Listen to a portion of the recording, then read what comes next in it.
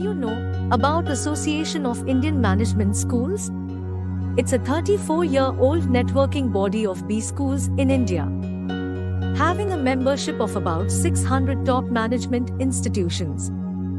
AIMS focuses on professionalization of management education, protects interests of B schools, represents management institutions at national and international forums, financially supports members in academic events, funds research projects on management, disseminates management-related knowledge through its annual Management Education Convention, conferences, seminars, roundtables and workshops, organizes free weekly webinars on knowledge sharing and inspiring young leaders sessions for management faculty and students, supports B schools in admissions through Atma, AIMS test for management admissions. Visit https://atmaims.com for more details. Publishes a biannual AIMS Journal of Management. Visit https://aimsjournal.com for more details. Circulates a quarterly e-newsletter on AIMS activities. Conducts workshops on case writing. Encourages AIMS members to be part of decision-making processes as members of chapter management committees and the executive board. Encourages students' participation in free weekly quiz competitions by providing support to interested institutions. Facilitates networking and interaction among B schools. Why would you like to remain a non-member of AIMS? Pay a very low one-time membership fee and enjoy many lifetime benefits.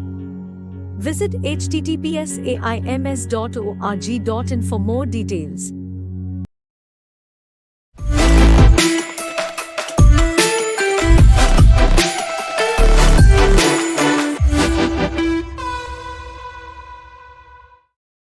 Good afternoon, everyone. Welcome to the knowledge sharing session on building a sustainable entrepreneurship ecosystem in campus. I am thankful to AIMS, that is All India Management School, for giving me this opportunity to be the moderator over here. I would like to introduce Dr. Subrata Chattopadhyay, who is my dear friend, mentor, and elderly brother-like figure, and he always supports me in everything. He needs no introduction. He is one of the best speakers across the academics throughout the country. So let me introduce him professionally over here. He is an MSc, MBA, PhD from IIT ISM Dhanbad, presently Professor and HOD Business Administration Department of IEM Kolkata. He adapted innovative teaching practices. He is highly networked with the industry. He not only teaches but also practices, and his students do adore him for the same. He has contributed in more than 30 international journals and has published more than 23 papers in seminars and conferences. Besides, he has authored 3 books on competition in state management, transport management, and values and ethics for engineers and managers. He is on editorial board of 5 international journals and DST Government of India recognized faculty on entrepreneurship and a mentor to many startups. He is a mentor of change in the utter innovation mission of Government of India and has been conferred the prestigious certified management teacher by MTC Global for his innovative and dedicated teaching and mentoring in 2015. Also, he has successfully chaired and invited as keynote speaker in several national and international conferences in South Asia. Dr. Subrata Chattopadhyay has been awarded and recognized as the Global Educator 2022 by IIU, Best Social Scientist in Business Management Award in 2021 by Center for Professional Advancement Unit of IMRF, Niti Aayog, Government of India, Global Jury NEN 2022 Mentor of the Year by HRD India in June 2019. He is also associated as a life member with the IST, the CMA, SAI, ARD, NIPM, NHRD, NFED, ISABS, and does mentoring and consulting for various organizations. Thank you, sir. And I would like to give certain guidelines.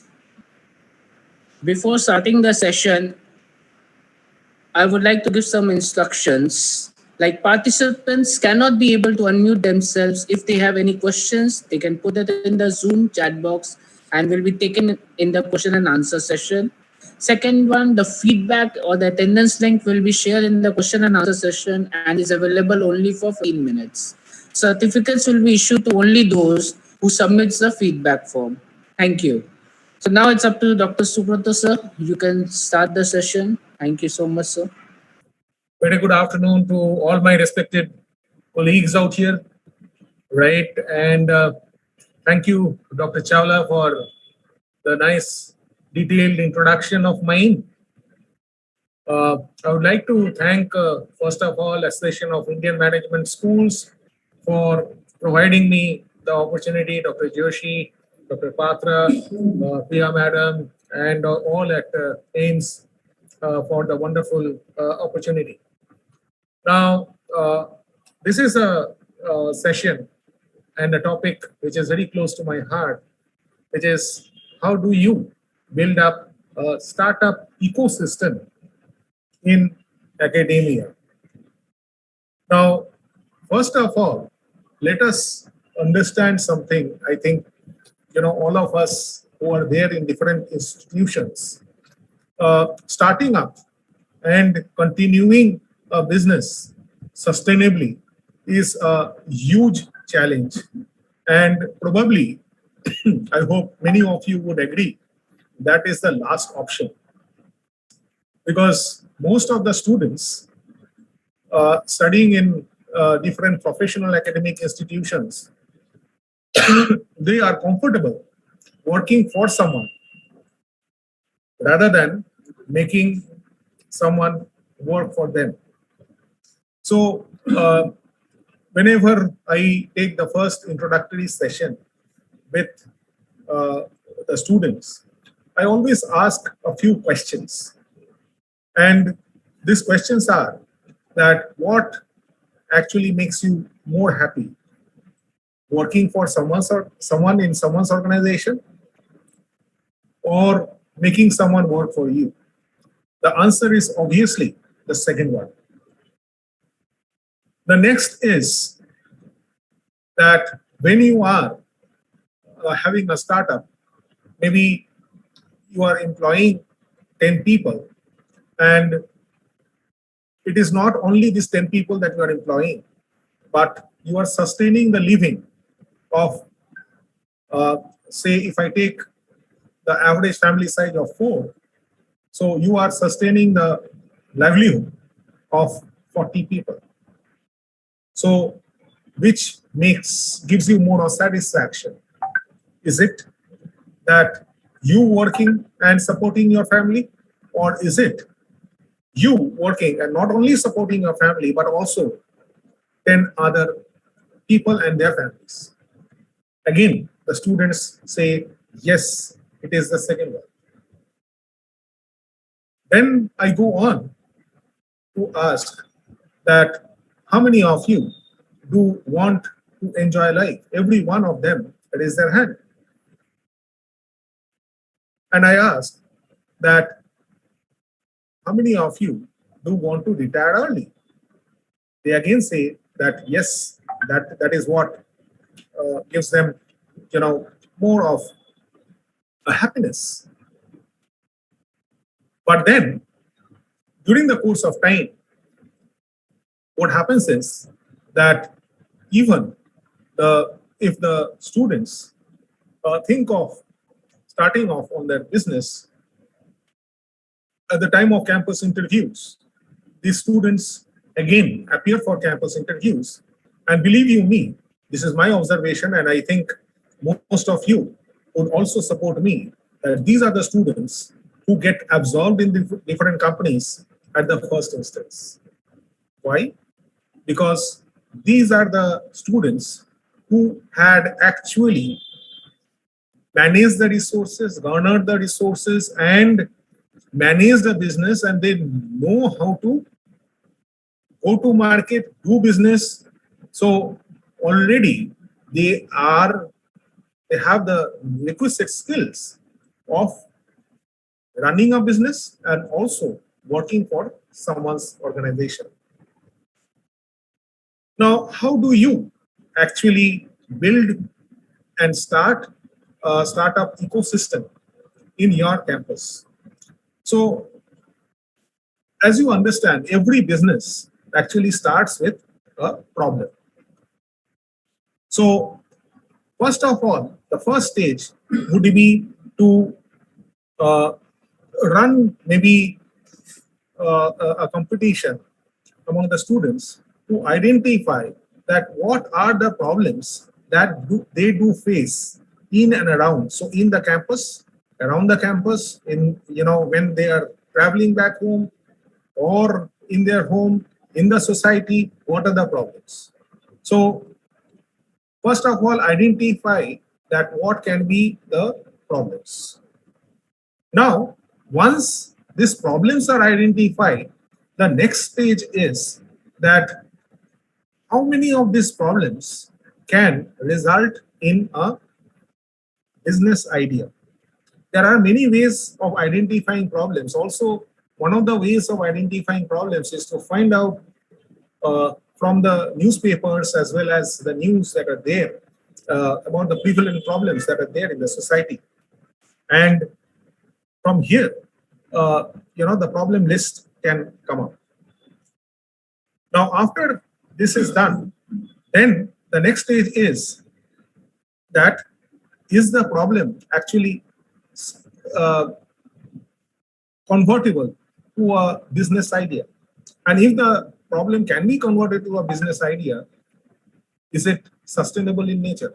What is the revenue model of the business idea that the students are thinking of starting?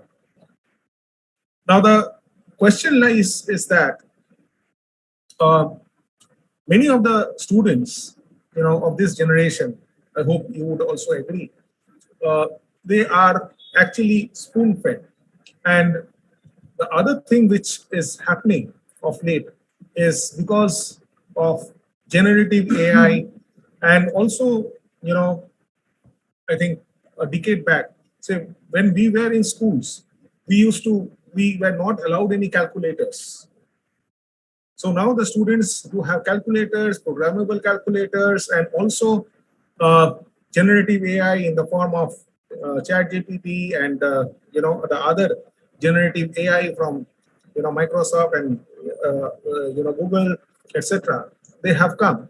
So what happens as a result is that uh, the power of thinking is gradually being lost. So as a result of this, uh, coming up with new ideas and the creativity that is gradually being affected.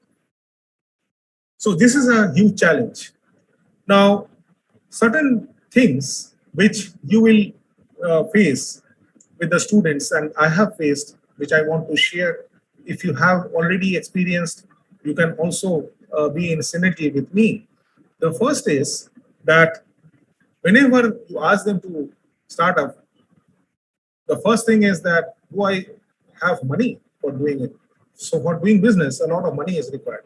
Now this is again a misnomer, a misconception, right? You don't need money. So what you need is a passion, dedication, and motivation to carry on your business. Then the next important thing is fear of failure.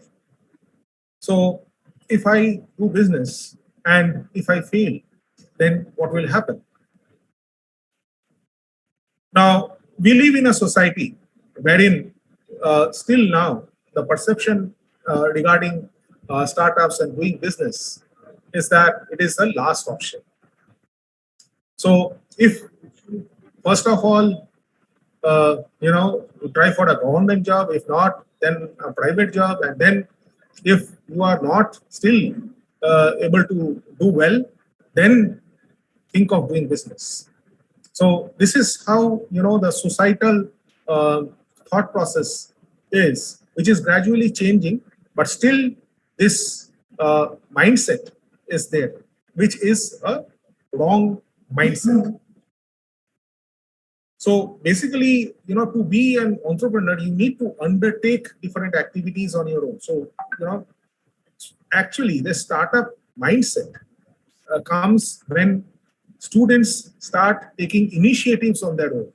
It is not about, it may not be about, business initially, but then different events in campus, if they organize, there is a lot to learn over there. So starting from, thinking which events to go for, maybe for a fest, to garnering money, uh, having the people with the complementary mindsets in a team. So basically, this is the STAR model, which the students need to understand. So what is the STAR model?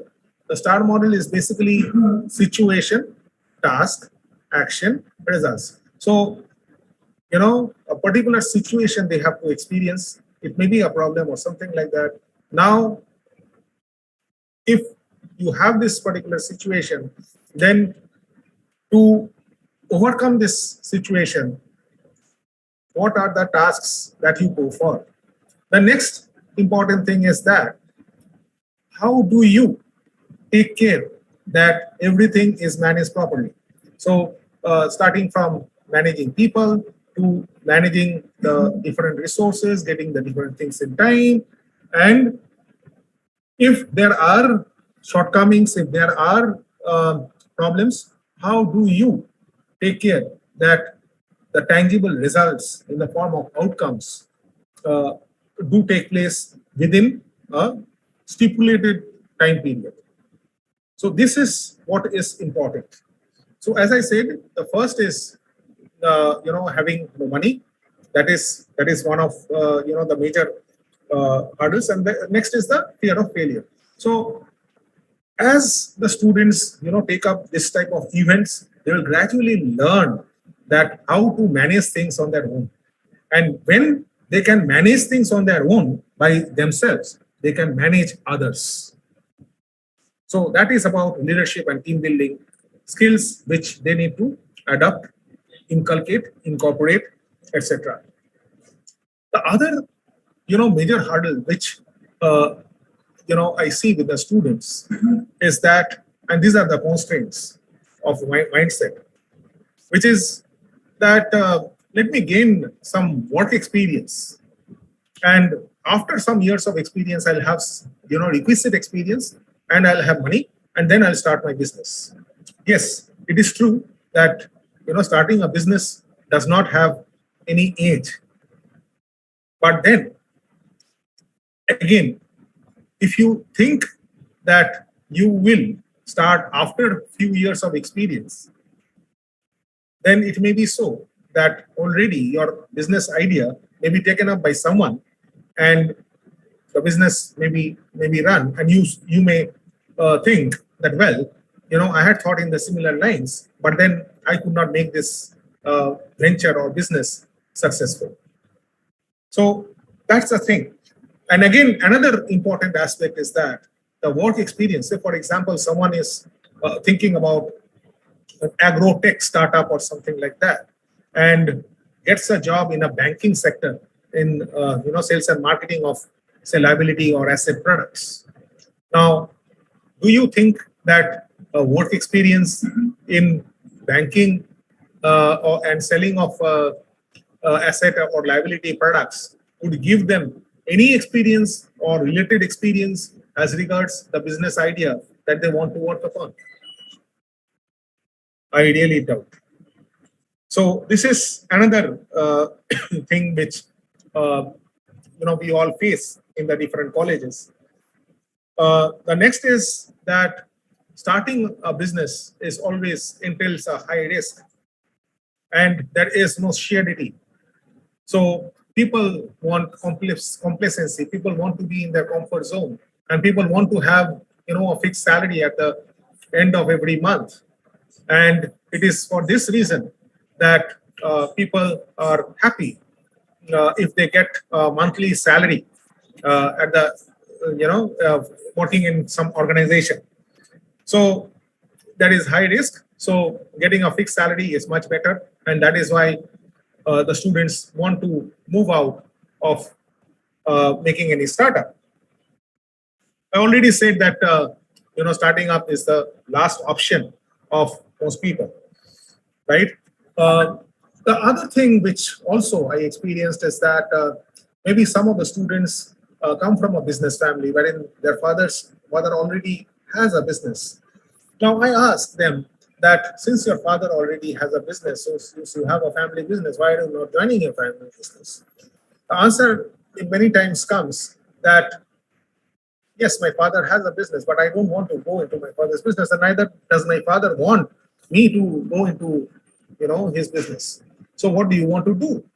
The answer is that I want to start up on my own. So I said, why don't you start up now? I asked, and the answer is that no, let me work for typical number of years, and then I'll think of doing my business. Now you see, um, if you have a particular business idea and you design your product or service meticulously, you do the relevant market research and find that there is a potential uh, demand in the market. So, what the customer's needs are, what the customer demands are, what the customer wants are, and what they are actually getting. Or the customers are getting some product which is perhaps, redundant or irrelevant today, which needs to be, modified, and new product needs to come up. So that presents you with the opportunity. Now, you need to understand the opportunity and do the evaluation properly, and thereafter go to market and start your business. So, the first thing is how to get your first customer, and the next is how to get your 100th customer. So, what are your short term, medium term, and long term goals? So, this needs to be understood, analyzed by the students. And what are the things that one requires to do, what the academic institutions require to do in building up a startup ecosystem? The first is that there should be, creation of a startup incubator or accelerator. Now, what you need to do is that you need to establish a dedicated space or program within the institution to nurture startups. So, when you have the different ideas coming up and you do brainstorming, and then some of those ideas which you think are scalable, and it can be run with several other faculty as also some industry experts, and if the answer is that yes, it is scalable, then you need to incubate those startups. So what do you do? So what we all should do is that we need to provide the mentorship, we need to provide the resources and the funding to the student and the faculty entrepreneurs. Now, the other thing which I always say is that this funding, where from the funding would come. Yes, there can be angel investors, there can be venture capitalists, etc. But then to start up a particular business, what you need actually is you need to have a passion on one hand, and you need to have a product on the other. So your passion,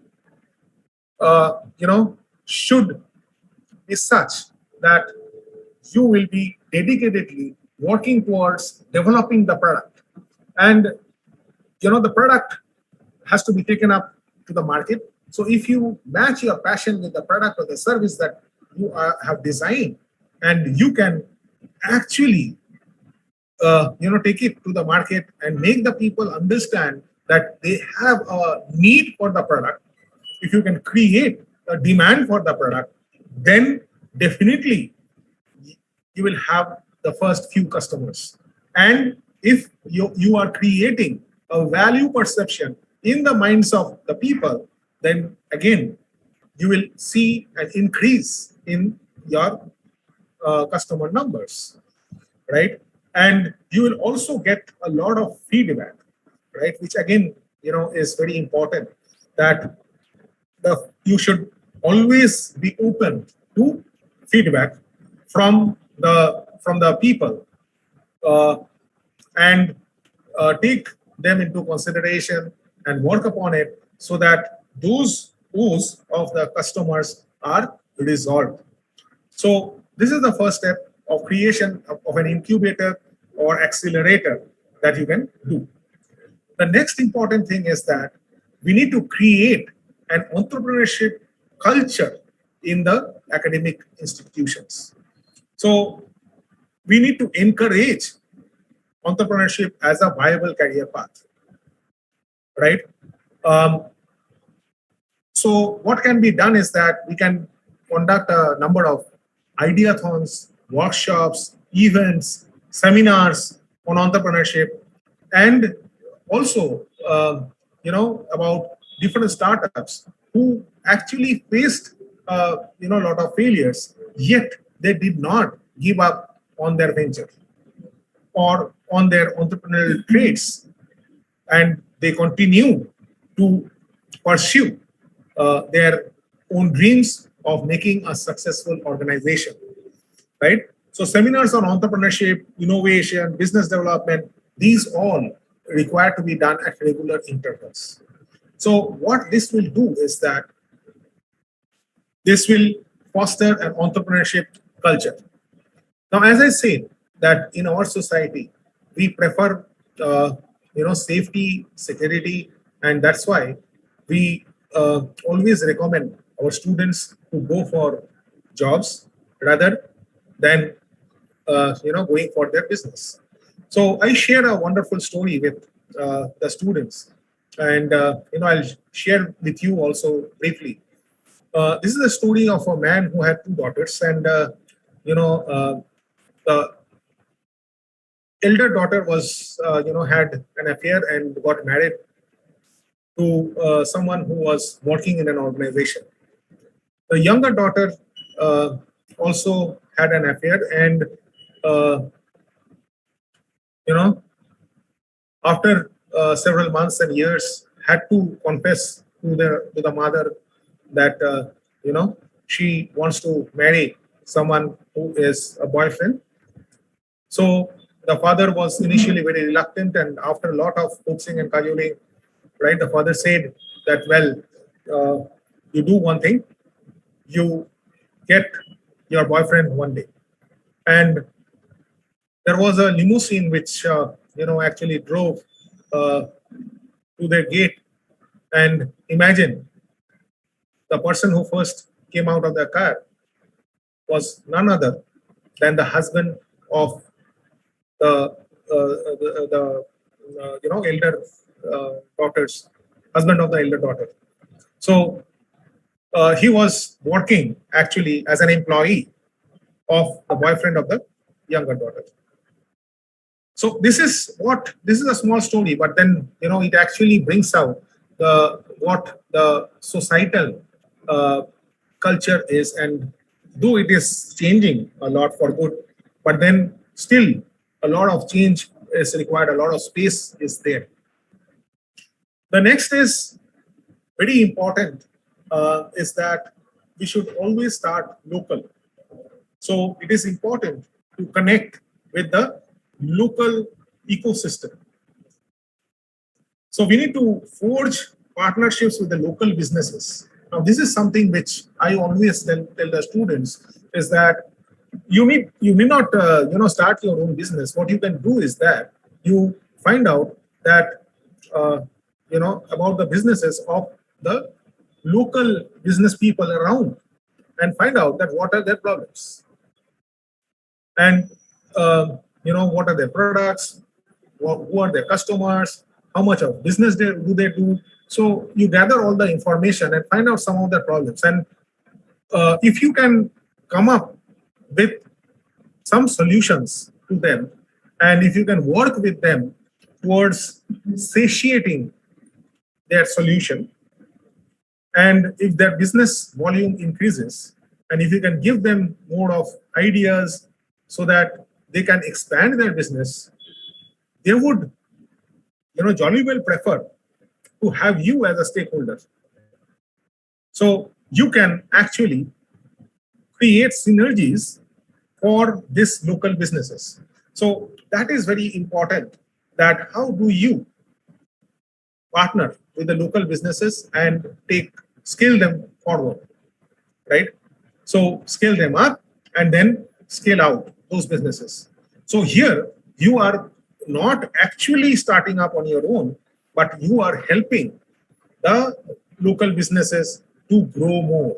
So that is another way of learning uh, from the local businesses, which is a win-win for you as a student, for you as as an institution, as well as uh, for everyone, for the business also. It is a win-win situation. So partnerships with the local businesses, with the investors, with the government agencies, actually provide access to the funding and networking opportunities. I think, because of the government of India initiative of Startup India, Stand Up India, and other such things that are there, and because of different entrepreneurial organizations, right? We are already offering different courses of entrepreneurship, but it is very important to integrate the entrepreneurship courses into the curriculum. Now, this is a challenge, but then that this is very important, and I think AICTE also recommends that entrepreneurship should be a part of the curriculum, because what the students do understand is that the marks, the credits, the points, and if that be there, then the students are interested. Now you have to have the carrot and the stick, so you have to incorporate the entrepreneurship courses, and these courses should cover business planning, marketing, and financial management, and the other things that is required for starting up. So these are important. The next important thing which I feel which educational institutions should do is to facilitate intellectual property protection, right? So IP related protection. So we should help the startups to protect their intellectual property through institutional legal sources or partnerships with the different IP firms. So it's very important to go for patenting of the products so that they are secured and the legal aspects are taken care of. The next important thing is that we should also create some sort of an access to funding. Now, how do we do so? We need to, we as faculty, we as mentors need to talk to the different investors, maybe, the different startups who actually love to promote the newer startups, and invite them maybe as judges in the different ideathons and the startup competitions that are there, and provide some sort of a seed money from this angel investors. Also, our institutions can also provide some sort of a seed money to the best of the ideas that come up from the students, and help them to start up with their entrepreneurship venture. The next important thing, which is very important, is that we as mentors should find out, maybe not alone, maybe with them, with the ventures that we are mentoring, that which are the startups which are actually working in a similar space, or those who have some idea of the same line of business. So we should connect the students and faculty with experienced mentors and advisors who can provide them guidance and support. So we are providing mentoring, that is fine, but at the same time we also need to have a holistic, diverse, academia and industry working together and provide the mentoring support to the students, right? So mentorship and guidance is very important. The next thing which we can do as a startup, ecosystem process in academic institutions is to provide collaborative spaces.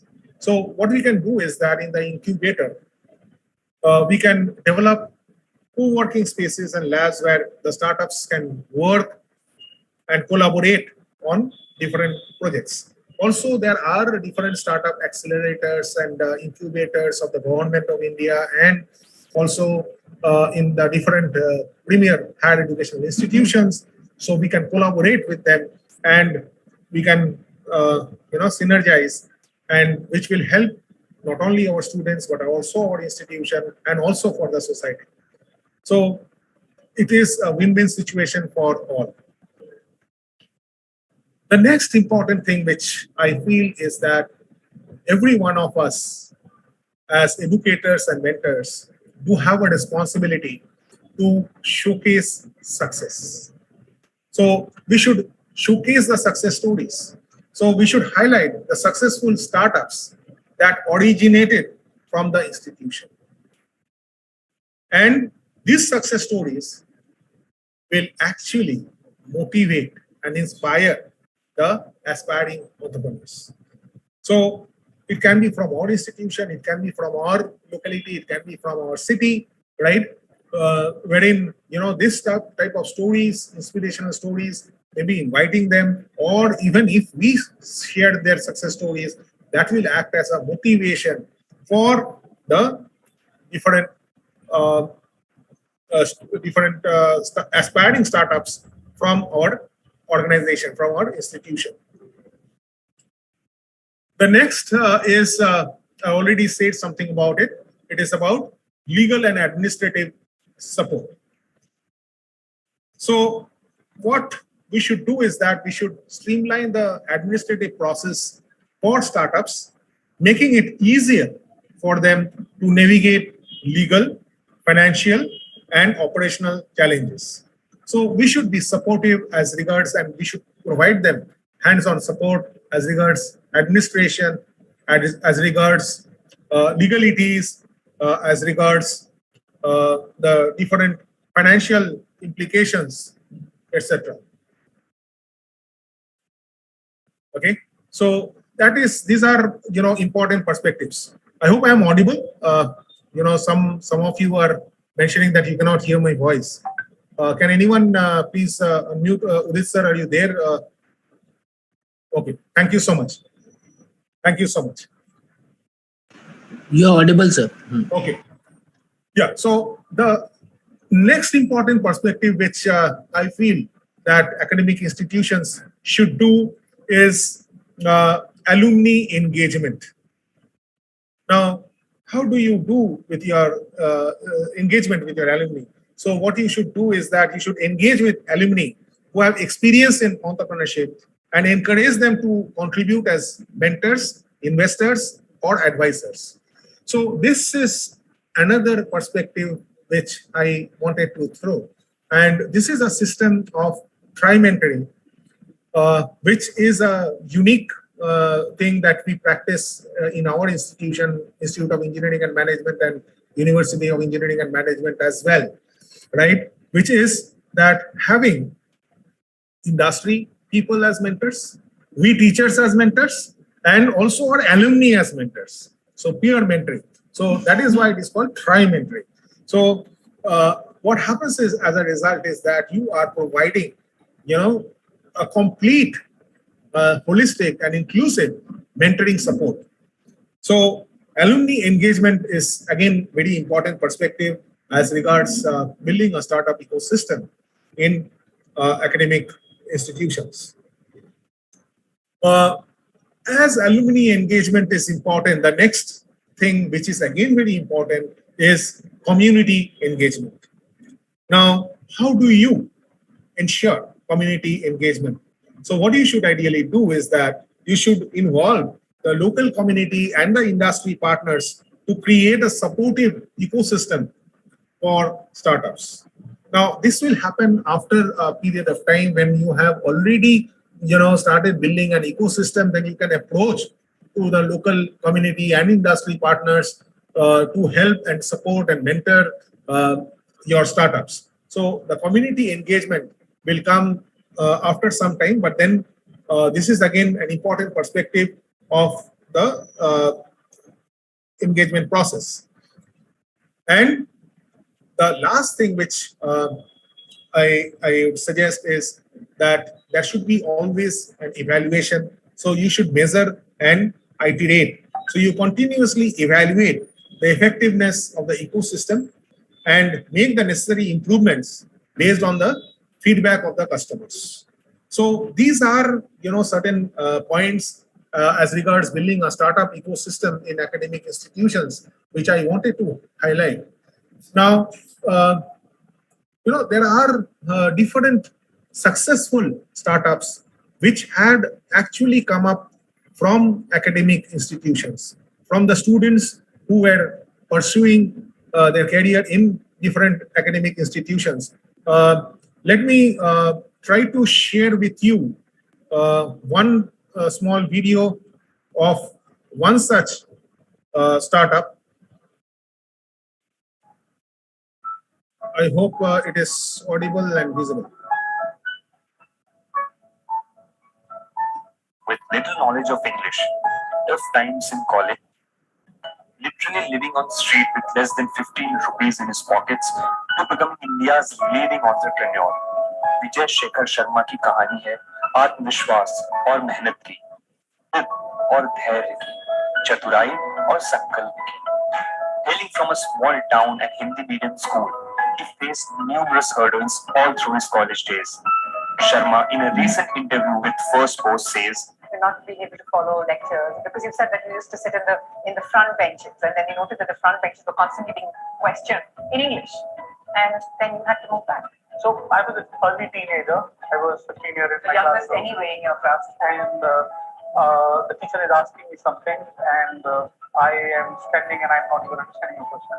Sharma इस वाक्य से काफी embarrassed हुए और उन्होंने अपने दम पे कुछ करने की ठान ली. And during his third year उन्होंने अपने दोस्त हरिंदर ठाकर के साथ मिलकर एक्सेस कॉर्पोरेशन की पहली नींव रखी. In a nutshell, it was a web portal that offered web-guided services, including web directories, and was also a search engine. Sharma says, I finished my college in 98. Between February 99 to May 99, our turnover was rupees 50 lakhs.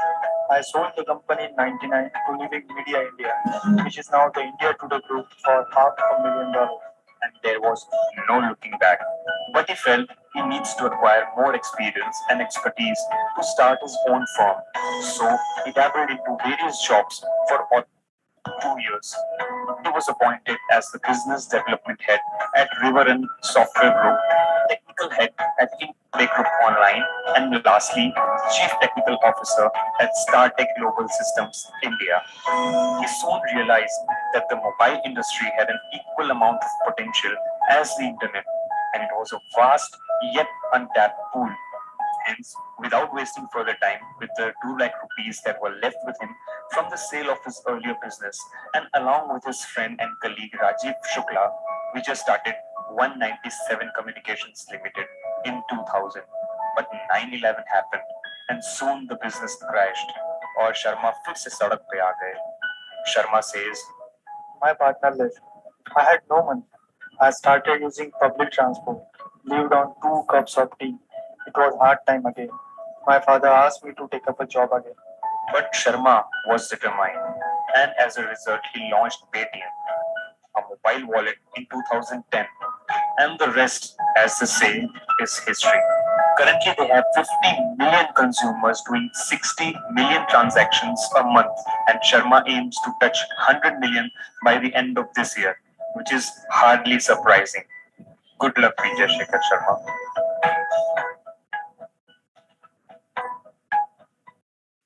Yeah, I think that was one of the pertinent examples of how Vijay Shekhar Sharma created Paytm, and this was not his first organization. There were a lot of failures, but then it is a story of persistence, dedication, determination, devotion, and an undaunted spirit of continuing business.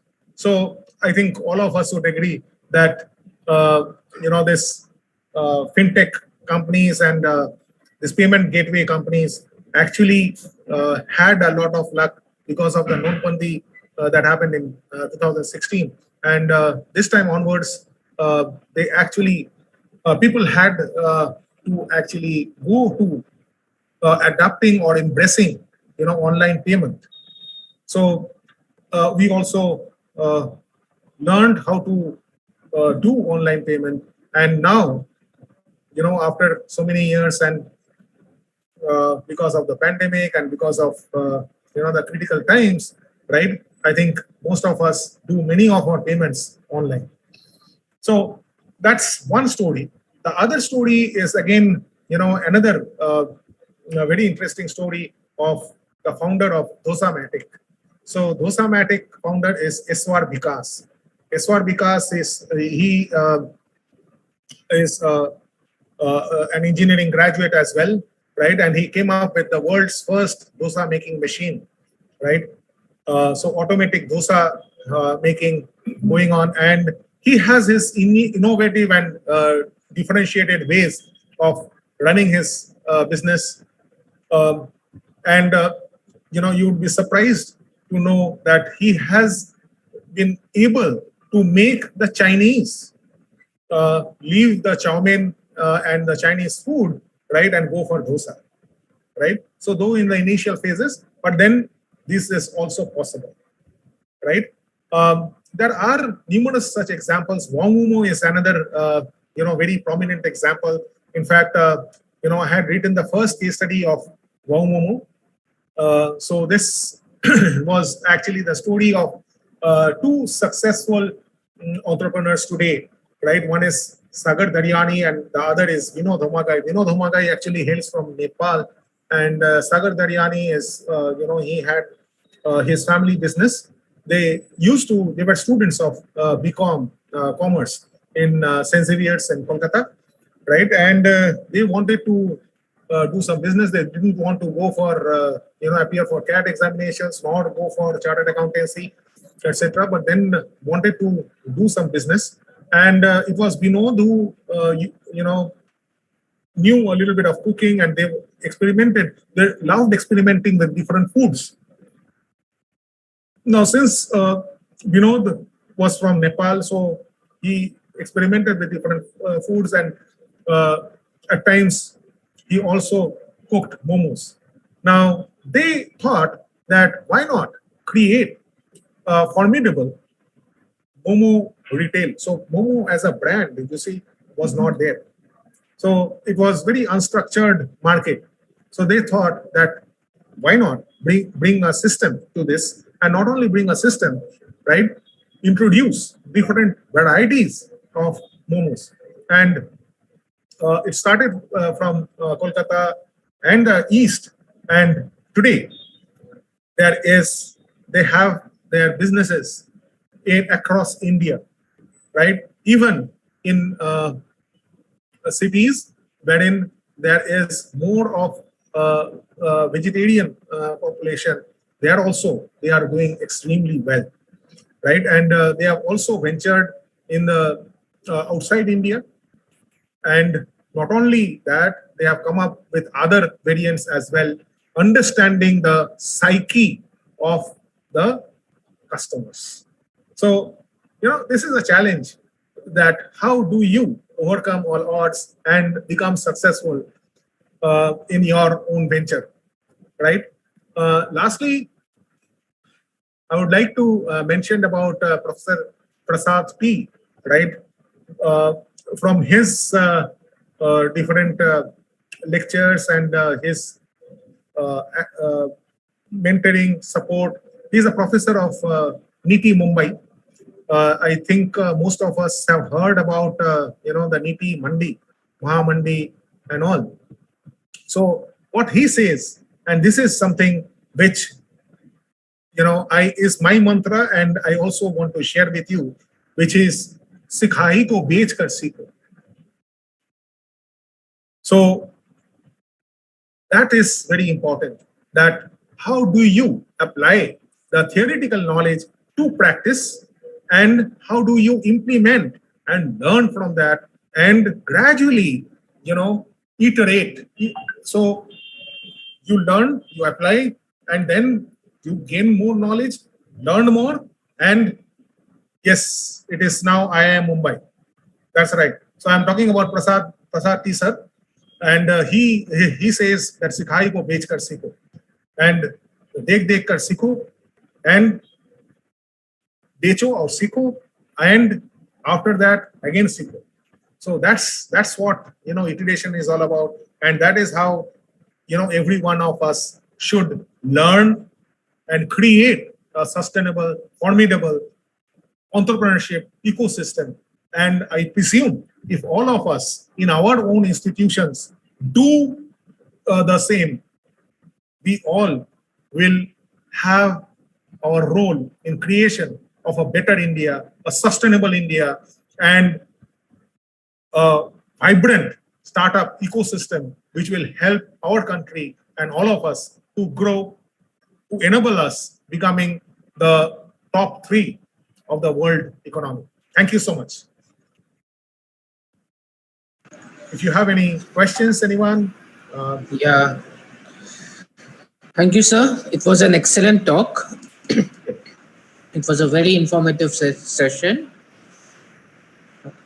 So I have one question for you. Yes, sir. Yeah. So there are 108 unicorns in India till last year. It has come down to 98, the new statistics. And we have also seen this statistics that 99.1% of the unicorns failed after attaining the valuation of $1 billion. So can you put some insights into it? Why it is like this? Yeah, I'll tell you something. The startups which have become unicorns, right? Most of them, you need to understand that they are not self-funded startups, right? So they rely on the different series funding that is there. Now, if you are not passionate and dedicated about your own business, right, and if you are not following the same amount of dedication that you started off with and the belief that you started off with, and if you are enjoying with other people's money, so your business is bound to fail, right? So, very recently I got acquainted with, one of the very successful startups by the name of PABP Snacks. The founder's name is Mr. Arun Mukherjee, and he is a college dropout. And till date, he has found out different startups. One is Chayagram, then 99 Thali, and then Calcutta Street Food, and then Republic of Calcutta. So he has not taken, funding, so to say, but rather what he does, his mode of doing is not also bootstrapping, but what he goes for is equity investment, right? So investment from other people who also have an equity. And so since you are spending your own money into some other people's business, you will always want to be involved, and you want to know about how the business is running. So unless you are committed, see, it is your own brainchild and you are working on other people's money. If you are not giving more than your 100% on your own venture, then who will?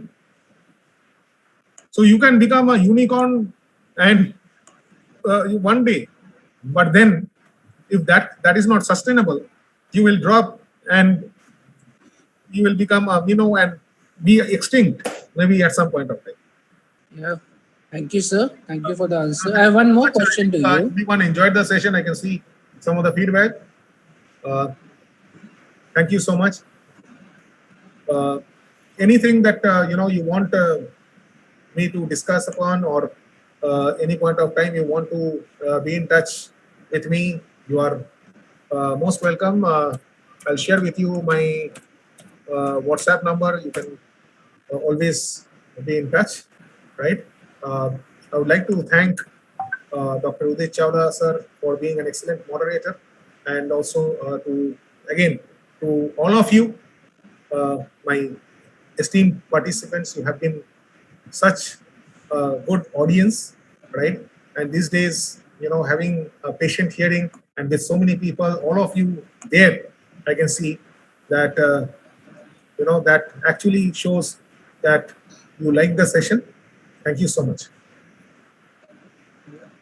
Thank you, sir. Thank you. Search Dr. Subrata Chattopadhyay and you can find me on LinkedIn. Thank you so much. Okay. Thank you, sir. Thank you, Dr. Subrata Chattopadhyay, sir. Okay. Thank you so much. Lastly, the vote of thanks. I'm thanking the speaker, Dr. Subrata, sir. It was an excellent session. I am also thankful to Mr. Sudhir Sharma, who is the president of AIMS, Dr. R.R.K. Patra, regional vice president East, AIMS, all the board members, AIMS secretariat, and also lastly the participants. Thank you so much. Thank you for the great session.